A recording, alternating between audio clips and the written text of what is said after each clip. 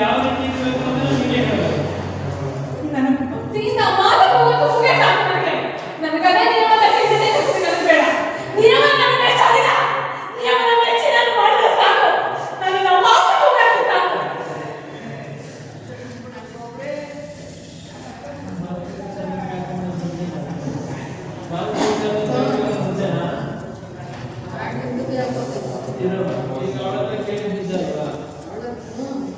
ಈಗ ನಿಜ ಅಲ್ವಾ?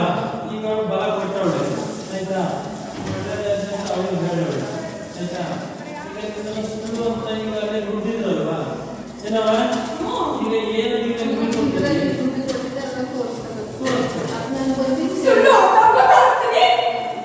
ಅದನ್ನ ಹೇಳ್ತಿರೋದು, ಅದನ್ನ ನಡೆಸ್ಕೊಳ್ತೀನಿ ಏನವ. ಈಗ ನಾನೇ ಬಲ ಕೊಟ್ಟೆ ಮುಗಿಸಿರೋದು. ಯಾಕೆಂದ್ರೆ ಈಗ ಅವಳನ್ನ ಹೋಮ ಮಾಡಿದ್ದು ನಾನೇ.